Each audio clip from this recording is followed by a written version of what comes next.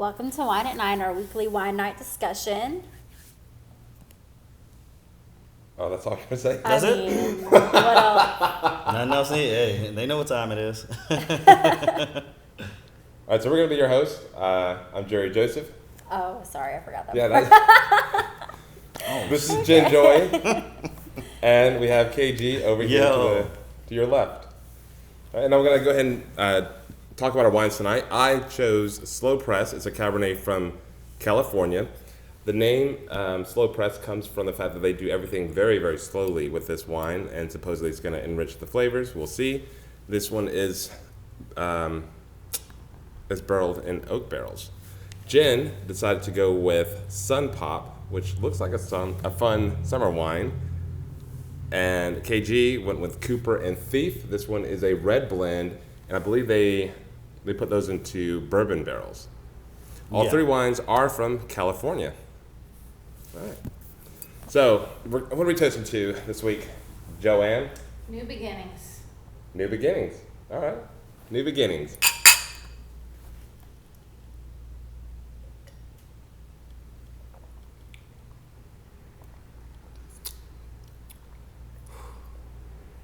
Go ahead.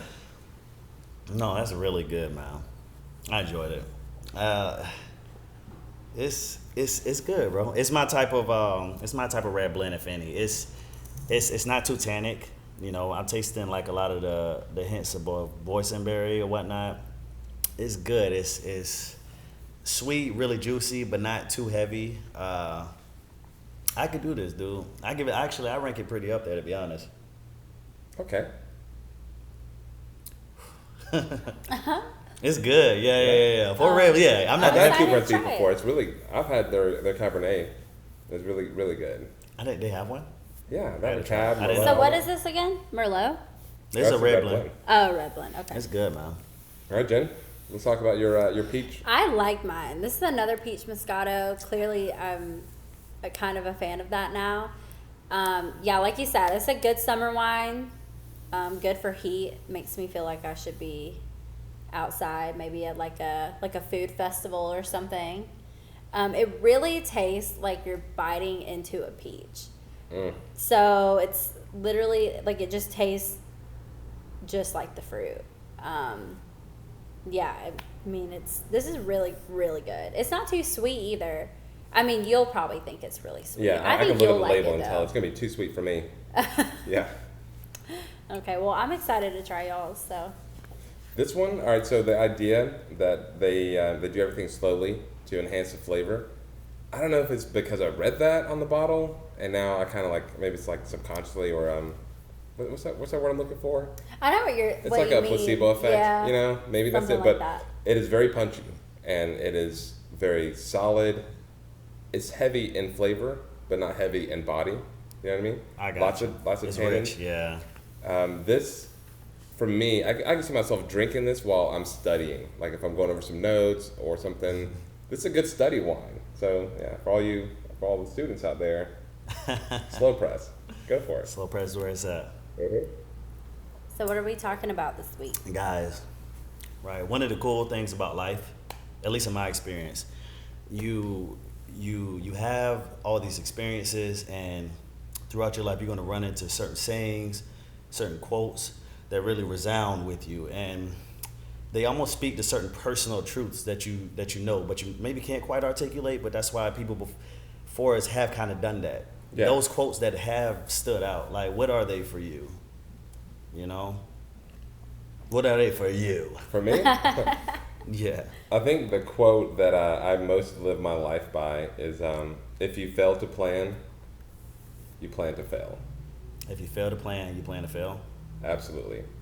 You know, preparation is everything for me. It's a major step in being efficient. And efficiency, my life is just like literally, that's a fuel of my life. Everything has to be as efficient as possible. So for me, that quote really defines me as a person. So that's my number one quote. I got you. What about you guys? Well, I was gonna go off what he said. I can so see that with you because I know that I've actually never been to a festival with you, not yet. But when people talk about going to festivals with Jerry Joseph, they talk about how, I mean, he has, literally everything that you could think of. Someone said that you take like a portable shower. Yeah. And like, I mean, he packs absolutely everything that anybody can need. And I can so see that with you, because even when we come here to like your place, I mean, it's like anything that you could ever think of. He doesn't even have an Apple phone, but he has Apple chargers for people that like come over. You know, so like that's a perfect quote for you. That's so funny that you said that. Yeah. I like that. You have one? So mine's pretty cliche. I think I was telling you earlier. Mm-hmm. I used to think like quotes were just something that people found off of Google and thought sounded good. But really, I mean, there's a lot of truth in them. And for mine, one that has been repetitive in my life that's meant a lot to me is that everything happens for a reason. So sometimes things happen in my life, and then I realize later down the road, I always have like an epiphany, like, oh, okay, well it makes sense why this scenario happened. And it's kind of like a realization for me, especially because I'm spiritual. So I kind of put those two together. So everything really does happen for a reason. And even though bad things happen, I learned to appreciate those bad things. And I have learned to be thankful for those bad times, even though they suck. But they happen for a reason. And that reason is going to be so substantial to my journey in life. Does that help you find gratitude in, the things that happen in your life? Yeah, well, it helps me cope with things that if something tragic happens, or nothing super tragic has happened to me, let me just say that, but like, if something happens that is unplanned or just really takes me back a few steps from where I want to be, I take myself back and I realize like I'm rushing in life. I do have anxiety. I think I have different types of anxiety as well, and they haven't all been diagnosed, but I do have anxiety for a lot of different things, and timing in life is one of them. I like to have what I want right now, and it's super selfish of me, and I have to get to a point. You know what I mean? So I have to get to a point to where like I get humbled in life a lot, where it's like, hey, slow down. Like, this is not where you're supposed to be yet. You're like, even though I just turned 25, by the way, and even though I am 25 years old, I still think to myself like, okay, I should be way farther. I should be, and then I have to realize I can't compare myself to anyone else. But I'll look around and I'm like, okay, they're 25. They have their own house. They have everything that they need when they have it, and without thinking like, they may be going through something as well. Yeah. They also may be getting a lot of help, whatever it may be. I just have anxiety where it's like I feel like I should be farther or above, or not where I am. So I have to take those situations where everything happens for a reason, and a lot of those reasons is to humble me. So I agree with you 100% with that, man. Yeah. My quote would have to be, by all means, marry, and if you find yourself a good wife, you'll be a happy man. And if you don't, you become a philosopher. The relevance, as long as I've been living, I've seen one thing that has been consistent, man. Like, when, and maybe it's a little, I don't want to say sexist of me, but maybe I'm seeing it through a lens of like gender based, but it's a truth in it. If a man finds a wife, he finds his counterpart. Yeah. He truly is. He's happy, and if he doesn't, there's so much.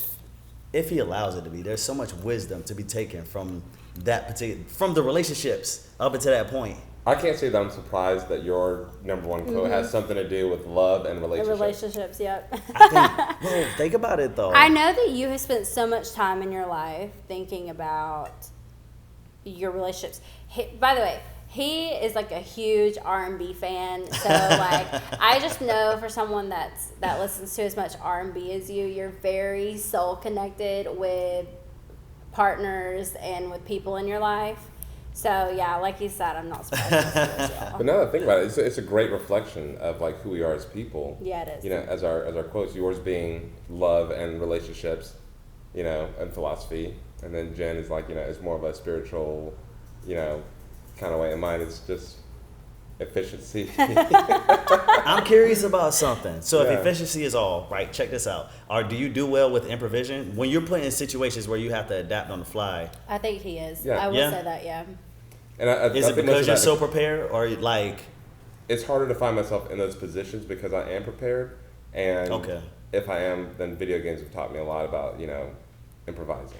okay, And being prepared for the worst as well is like another tactic to have when you're someone like him who's planning. It's like, okay, well, if this fails, this is a backup. Like someone who's efficient has backup plans. then I have an even better question for you. Are you good with going with the flow?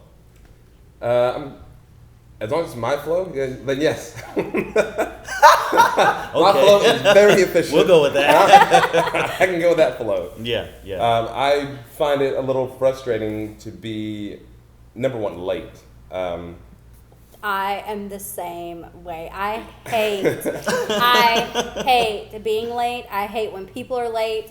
My dad always told me when I was a kid, don't make people wait on you. And I don't know why, but that has stuck with me my whole adult life. We had a conversation too about like what our parents have taught us. Like my dad, that was for as long as I lived, that's the one thing I remember about my dad is teaching me that don't be late because time is everything. And it looks good when you're someone that's always on time. Like I always remember my friends who are always on time. Yeah. So. And a more simple version of that is just purely accountability, man. Yeah. It's responsible. I think that I think with my quote, there's so many different scenarios that I've been in my life in which the fact that I prepared is the reason why I was successful at whatever it is. Yes, You know? I got you. So Respect that. that's my number one quote. Do you guys have any other quotes that like really guide you? I do. I got a close second, to be honest. Like, with great power comes great responsibility. Or rather to who I thought it was gonna be a Batman quote or something, but okay. well, no, or rather to whom much is given, much is expected. Yeah. I'm explaining something, man, and maybe it has such relevance because of the times we're living in, but I've went through a lot of adversity in life, and what I came to understand is that there is something very, very empowering about embracing the willful adoption of just responsibility. It's like I would not like, through everything I've been through, I wouldn't like not do any of it simply because it taught me, it made me a better, I want to say man, but people have been getting on my ass about being so, no, I'm being honest, dude. It's like, but forget that. A better man, like stepping up and like taking up that responsibility. It's like nobody can tell me anything after you do that. Like pulling yourself from the mud, going through it, becoming independent, like with everything that you do. It's like, like. Yeah, one thing about becoming independent is what I've learned is like, people are still going to have, like you were hesitant to even call yourself or say that it makes you a better man. Like some people are just so critical about everything that we do. And even though, like I just had a new car and people are still like. A new car? What kind of car? What kind of car, Jen? What kind of car, Jen? Yeah, what kind of car, Jen? A Tesla. Hey! I got a Tesla. And Can we cheers to that, please? Oh, yeah. Her car is so dope. He drove it earlier. He was loving it. I don't even like driving cars. I would actually enjoy driving if I had a Tesla. I do like incredible. You know, I always look forward to getting off work, but I love getting off work and getting in that car to go home. Sorry, I got distracted. What were we talking about? I was saying, what was it? Oh, people are just always going to be critical. Like, I got a new car, I bought it myself. I literally went to the dealership by myself, and I just feel like people are still like, oh, a Tesla. You know, that's irresponsible. It's not irresponsible. I can afford it. How is it irresponsible if I can afford it? That's weird. But people are just so critical. And, like, even when you're independent, you just have to, if you can do it, do it. Don't listen to what people say. I think one of my biggest quotes, it's not a quote, but I think one of my biggest, like, affirmations in life is just, like, be yourself and do you. You don't have to listen to anybody else. Like, I love getting advice when I think that when I'm unsure of something, when I think I'm going to do something crazy. But the craziest thing that I do is go mess around with someone who treats me like I'm nothing, and someone that I'm so wrapped around it mentally, and they treat me like I'm just like, whatever, Jen, but I definitely think it's a life perspective type thing. I think you can afford to kind of like see things in that particular manner because there aren't too many that depend on you in great lengths. Whereas like there are other people in the world where it's like they shoulder so much. I'm not knocking that. Yes, you got to do you, but under at least within the framework of still what's good for everybody else, and that's just how life works. You got to be accountable still for your actions in regards to how they affect other people. Like, so I guess that's all life is. It's a fine balance between the two. It's a maneuver in between that. What's good for everybody and what's good for what I need. You know what I mean? Because you want to be considerate of other people, but you also want to, like, make yourself happy. Because my dad always told me, another great thing my dad taught me. He would always say, you come first. Like, not just in his life, but, like, in my life. Like, no matter what happens in your life, you come first. So that could mean in a serious situation or in a not so serious situation. So if it meant my happiness, if it meant, I respect that. You know what I mean? So in our individual lives, we come first, and it should always be like that. A lot of people sacrifice themselves for other people's happiness, and then that's where their state mentally. Maybe that's their happiness. Yeah, but I mean, if it comes at a price, sure. But if that's the price you're willing to pay, but I mean, if you're somebody who you sacrifice your happiness for other people, I mean, you would really have to be happy seeing somebody else happy. I don't know. That's to sacrifice my happiness for other people, because to me, life is all about being happy. I mean, because especially when in religion, I mean, for us, God wants us to live a happy life. So under His word, though. Well, yeah. It's not. I'm only saying that because I get what you're saying. Like, but happiness. That's why I have to remind people of this a lot of time. What happiness actually means is contentment. It's not pure joy or bliss 100% of the time. It's contentment. It's grace. That is happiness. Because the life is a rocky road, and it's like you're not going to be quote unquote happy all the time. Happiness is just embracing the ups and the downs, and kind of acknowledging that. Yeah. That's it, So what's your second quote? Do you have a second quote? I don't think I really have one, because I think that the one that I have, I live by so, like, greatly. Yeah. And because it, huh? You said the one that you live by so greatly? Yeah, the quote that I had. Oh, okay, yeah. I got the first one. Yeah, because, I mean, I just have different types of anxiety, and I always think to myself, like, everything happens for a reason, and that everything is also, like, it's not just thoughts, it's the things that people say, it's actions, it's a lot of things. I mean, it's very broad. I believe that myself. So I have a second quote that I live by a lot, and it's you can always make more money, but you will never make more time. Oh, that's a great one. Yeah. And for me, time is far more important than money. And I definitely live my life that way. I'm all about, having these experiences and doing things, and even if it costs money, who cares? We're not here forever. We're not taking this money with us. So I want to enjoy my time, the best that I can. My boss the other day was like, hey, do you want to come in and work on a Saturday? I thought about how much money I would make, and I was like, that's very tempting. But then I was like, I think I want to just play some video games, hang out with some friends. I'm just gonna enjoy my life. It's not guaranteed. It could be over at any moment. So it's kind of hedonistic of me to like live in the moment so much, but I mean that's who I am. And I don't much respect to that. We good on time, Celie? About that time. All right. What'd you say? It's about that time. Time to do what? Switcheroo. All right. We're going to the right, to the left. What we got going on? Yeah, let's move down to the right because I want to taste hers last. There we go. I probably should have tasted her first, so that way I could, cleanse my palate. Ooh, this smells delicious. It's scary how This much tastes this like tastes oysters. This tastes like oysters with so she's got the vinaigrette in it that comes with it. This makes me want oysters. Not a fan of oysters. No, you don't like it? So yeah, I might pass on this low press. I'm good on that. The slow press, yeah. I don't like this. I thought What? you've had it before. The Cooper and No, Thief. I've had their Merlot. I've had their Cabernet. This red blend. You were not joking about that, like boysenberry. That is like heavy, Too heavy. heavy boysenberry. Everything else about this wine is really nice. Great finish, smooth body. Yeah, that tastes smoky. Yeah. If you juice the peach, it'll be just like Oh my god, yeah, right? Just like the fruit. Yeah, I am. Yeah, It's like I took I'll a bite pass on into that it. one. That's And good. I already It's not know. citrusy. No, not enough citrus for me personally, but that's good though. See, I like that it's not that. Yeah, you like them smooth. Yeah. Then don't try it if Slow you don't press. want This to. is a part of the show. Damn man, you This good. smells just as smoky as that tastes. All right, this is not as bad as I thought it was going to be. See, I figured it was better. It was definitely better than that. What was the last one I had? Like, forget the name of it. We don't have the bottle anymore. Why do you have to be so hardcore with it? These Malbecs you get, man. Is this It's a a cab. this cap?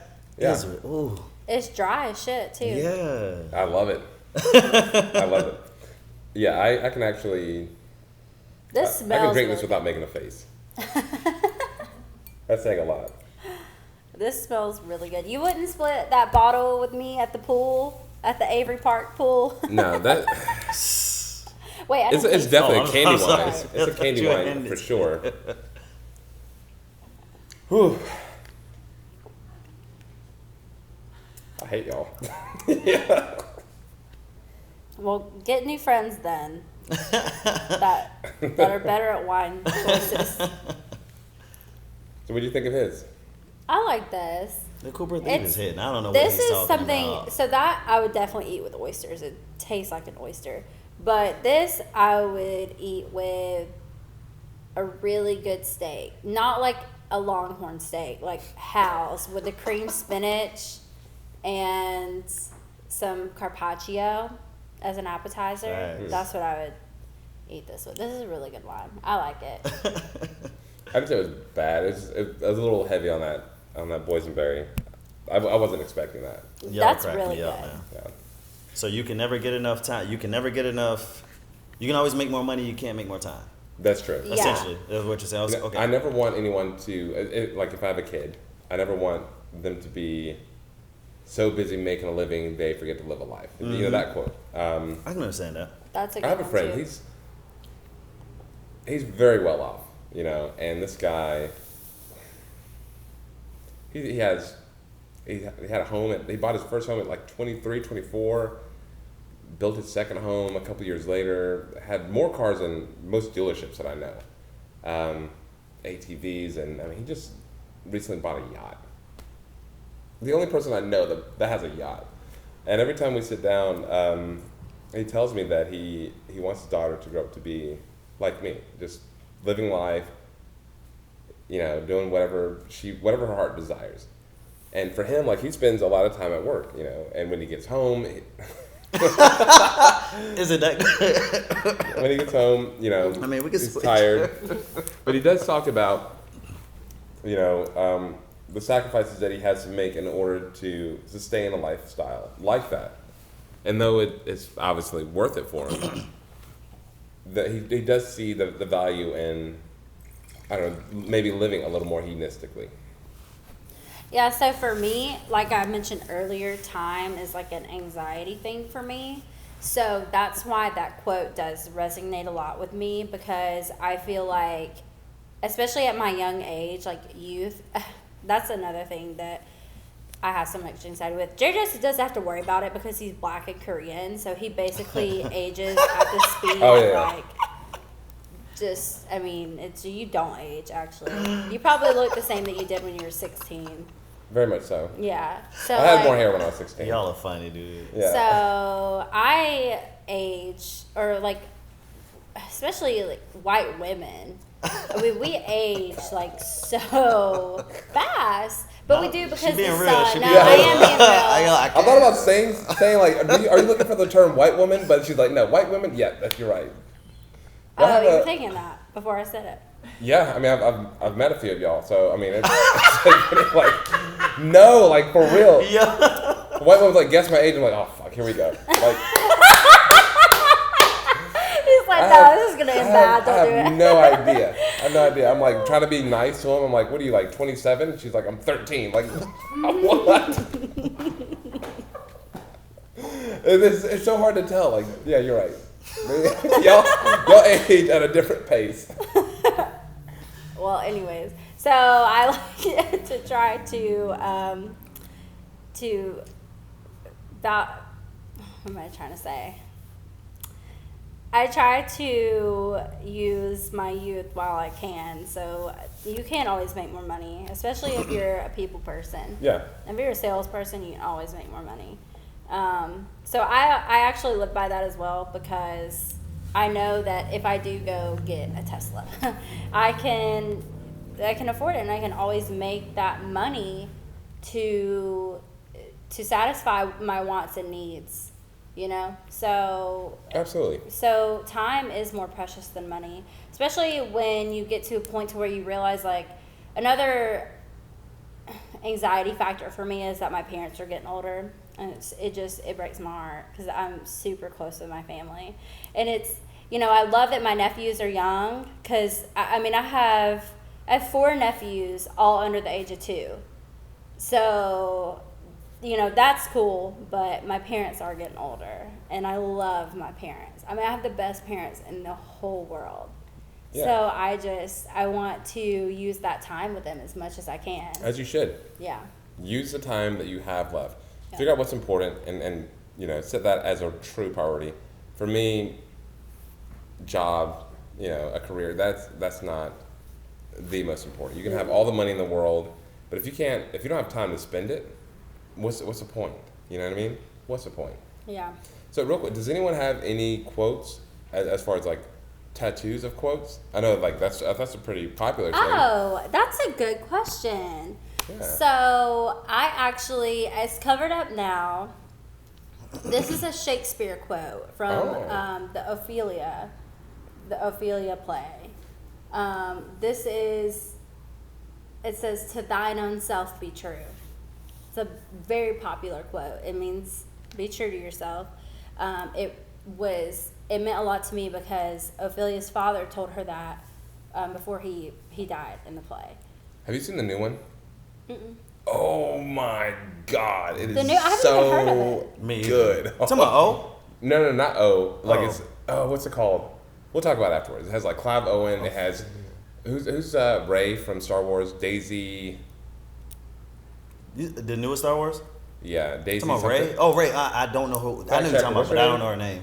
Katie. I'm looking. The new Ophelia, like 2018. Yes. Oh wow, I had no idea. Me either. That's funny. I've got Daisy Ridley or Naomi Watts. Daisy Ridley. Yeah, it stars Daisy Ridley, Naomi Watts, and Clive Owen. Her last name is so Ridley, like good. Ridley. I was thinking Daisy Stone. I was like, that's not right. Really? That's my dog's name. Yeah. That's so cute. Okay, anyways. So the quote? The quote is, "To thine own self be true." My dad, he has been mentioned so much in this show. He always told me to never forget where I come from. Because my dad's very country, and I think that from a young age he knew that I would grow up to be like a city person, a world international person. And he always told me, never forget where you come from. Because I didn't come from money. Even though, I think okay, here's the quote. Do you think that might, I'm sorry, go ahead. No, what were you going to ask? Do you think that might be something that gives you drive because you didn't come from money with kind of... Yeah, for sure. I was always insecure when I was Fair younger enough. because I get it. all my friends grew up in these nice houses and got whatever they wanted when they wanted it. Always had the new fashion, always had... A lot of rappers sound like they overcompensate with, the things they buy. Look how much money I'm spending because I had no money growing up. I was poor. Yeah, you got picked on because you're poor. Exactly. That is a 2-part equation. I'm explaining Yeah. one thing really quick. Yes, they might have that chip on their shoulder, but also there's been something that's happened in hip hop to where It's a culture thing now. it's cultural It is, now. yeah. You know what I mean? We've talked It's about like this if you're not before. talking about those things, it's not gonna be popular or hot or cool. I agree. And people are milking that, and it's just like it's sad, man. But it is what it is. I'm sorry. Do you have actually, any that quotes, could be tattoos? a whole. I have a show. tattoo. Just it's my daughter's name. So I was Yeah. like, if I'm gonna get anything on my body, that's my world. Yeah. I didn't even think about that. That was your I only plan to That's get your more. only one, right? Yeah, I plan to get more though. Like, I know that quotes are very popular as far as tattoos are concerned. Or that I've seen. So. You know, I always said when I was getting, I have a lot of tattoos. I always said that I would never get words on my body, and then when I had to that, I know be true because I got a tattoo from my mom, and then I was like, oh, I need something for my dad, but what would I do? And you know, like I said, it's very country, so it's like, oh, what am I gonna put? A tractor? I mean, he works on tractors, so it's like, I mean, kinda, yeah, I could put tractor on me, but like, no. I'm glad you didn't. So right, me too, yeah, because I was young and dumb. I put a longhorn skull on my hip, which causes a lot of controversy in my life. So I'm just so glad that I didn't put a tractor on me because I never realized when I got tattoos how much people would be like, what does it mean? And then now I'm like, I don't have a story. So for this tattoo, I mean, it's covered. Now I also have another quote, which is kind of funny. Lauren Richardson actually got this tattoo, and when she told me about it, I was like, oh, that's really dope. And then I went and got it on my finger, and it's Veni Vidi Vici. You guys know what that is? I What came, is I that? saw, I Yeah. conquered. What? I came, I saw, I conquered. Okay. And I got it on my finger. I don't know if you guys can see it. Like, but anyway, so I don't know if you guys know anything about finger tattoos, but they fade. Yeah, especially, you know. So 'cause you people probably use it a always lot. think that this is like pin marking, like that every day I wake up and I like write this on my finger. But now it just says I came. On my Wait, I thought I did enough work. Even better. That's funny, man. Ooh. So speaking of quotes, there's a quote the other day as I was thinking about it, randomly thought of this, and I was at work and I actually started to get emotional thinking about it. So Hold on, I'm sorry, you got what? I got yeah. No, I'm listening. I got pretty emotional thinking about it. Like, sometimes there aren't enough rocks. So, as you guys know, Forrest Gump is my favorite movie of all time. And there's that scene where, you know, Ginny and Forrest are you know, going on a walk, and they happen to walk past the house that Ginny grew up in, where she was like sexually and physically abused, or sexually molested, physically abused, and she starts throwing rocks at the house. You know, she throws them, and finally she just collapses on the ground, and she's like sobbing. And Forrest, he just sits next to her, and he says, you know, sometimes I think there just aren't enough rocks. And it's like, and so I don't know why was I thinking about this? I don't know, but it's Forrest Gump. I just think about it for no reason. But I remember thinking, like, for Jenny, it was throwing physical rocks. But there are other things that we do in our lives that we do in order to like cope with, or maybe deal with some of our traumas, some of the problems that we have in our lives. And sometimes there just isn't enough things to just throw at it, or cope with. You just have to break down and kind of like emotionally deal with that. And I started thinking about it, and I started thinking about some of the people that I've known in my life and how they chose to handle their issues, you know, how they chose to face their demons, and seeing the rocks they were throwing, and realizing that at some point, like, yeah, there just aren't enough. That's not gonna be enough rocks to I get that. But yeah, so anyway, that was a quote, and that just made me, I don't know, it hit me. It hit me hard out of nowhere. Aww. So, Forrest Gump is that movie. Yeah, you do love that movie. Chock full of quotes. What we looking on? What's up? I was gonna Making say. sure we're good. We're gonna measure it out. We good? Fine. All right. Well, speaking of Forrest Gump quotes, the one that I get the most is, you know, the box of chocolates, because Jennifer and Jenny and The most beautiful name in the whole wide world. Yeah. life is like a box of chocolates. You know, Forrest has he has a quote that's very similar to my favorite, my second quote about you can always make more money, you can never make more time. He does get that letter from Lieutenant Dan, says he invested all our money in some fruit company, and it happens to be Apple. Yeah, and it says Lieutenant Dan says we don't got to worry about money no more, and I said, good, one less thing. And it's crazy because for him, the idea of worrying about money is, I mean, it's just a worry. And it's not like life-changing for him, it's more like to me it seems like it's more of a one less nuisance, one less chore. Money means absolutely nothing to him. You know. He also goes on to say, because I love doing it so much, I used to cut their grass for free. You know, and for him, it's not about the work. It's about, he's didn't get paid for it. I don't imagine it's a multi-billionaire. So it's not about the money. It's about the pleasure in doing what he wanted to do. So I want to say something real quick. I don't know. I think it's I'm gonna throw a quote out there, but it's biblical, but it's from the book of Ecclesiastes. I don't know if it's chapter 2, but it's funny because it literally aligns with what you're saying. The most that a man could hope for is to be happy in what he does, work and be happy. Essentially, is what it's saying. Mm-hmm. I thought it was so cool because if you ever read, I don't know if you read that particular book, but it breaks down how the Bible? pointless. No, not the Bible as a whole, but nobody's. Yeah. I'm just going off of because I've been reading a lot of scriptures lately, and it's like Ecclesiastes has always been my favorite. It's philosophical as heck. So the dude understands that life is so infinitely grand and complex. You can never actually be happy until you submit to like God and just be happy and just living. Yeah. And it's like the most that a man, it was like, and I forgot the exact kind of, after we finish the show, I'm definitely going to give y'all the verbatim. Yes. So you're right, it's Ecclesiastes 2:24. The kind of new version is, a person can do nothing better than to eat and drink and find satisfaction in their own toil. This too, I see, is from the work of God. Yes. Hey. Wow, that's good. No, and then I can dig it. That's that's why I say to how we led off. There are certain things that just explain this personal truth. That's why I'm spiritual. I read that book. It makes sense on a level that none of this can actually make sense. It's funny that you said that because in a way, Forrest, you respect. Simplicity is the ultimate sophistication. It is. That's so when I watch Forrest Gump, like I see the same beauty that you do. It's just like, I don't know. I just, for reference, I had to throw that out there. I thought it was really cool, dude. So we're in line with that. We're in line with that, man. All right. Well, this was a really good episode. Always. So we're about to close it out, Katie. Yeah. Let's go ahead and do you guys have any final quotes? We don't have to go into it. Just a quote that maybe some of our viewers might want to think about.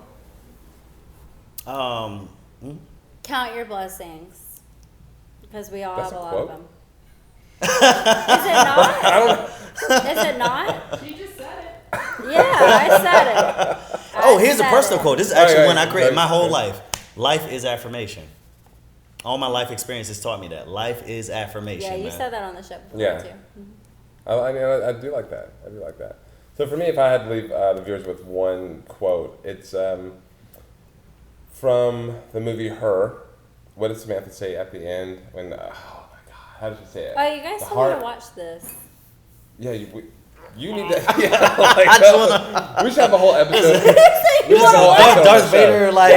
Vader, force choke. Watch it. But she says, the heart isn't like a box that you fill up.